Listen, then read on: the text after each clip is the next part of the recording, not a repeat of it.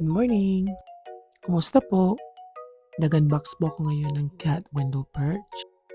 At ito po, ipapakita ko sa inyo kung ano nabili namin. Grabe, ang ganda. Ang soft pa. Sana magustuhan po ito ng pusa ko. Yung hawak ko po, yan pala ang guide para masimbol natin ang cat window perch. Ay, sana magustuhan po ng pusa ko.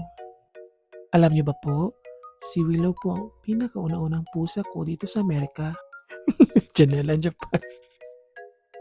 To be continue po. Yes po.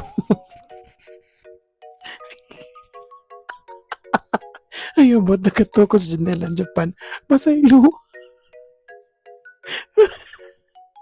Be continue po. Yes po. Si Willow po ang pinakaunang pusa po namin dito sa Amerika. At nang dahil dyan po, napaka-special ng pusa na ito. Ang dami nga ng gamit na binili namin sa kanya. Ay, mahal na mahal po talaga namin si Willow. Alam niyo po ba? Si Willow ay 10 weeks old pa lang po. Binigay po siya sa amin ng 8 weeks old pa lang po siya. Buti na lang po, binigay siya sa amin ng free. Kasi alam niyo po ba, ang mahal ng presyo ng mga mingming dito. Umaabot po siya ng mga $200-ish. Ewan ko po ba, bakit ang mahal mga pusa dito sa Amerika? E diyan naman sa Pinas, halos hindi na nga ano.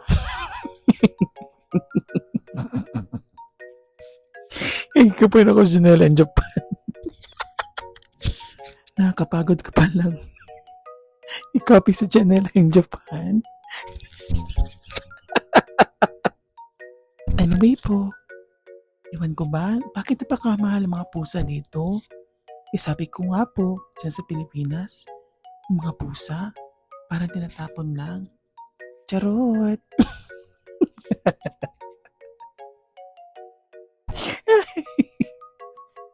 Ikaw po yung mag-janela in Japan, no eh. But anyway, hope you have a wonderful day, guys.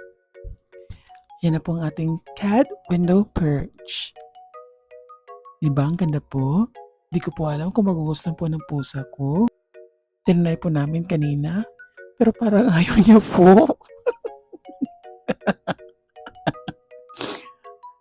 Sige po, paalam po. Hanggang sa muli. Bye!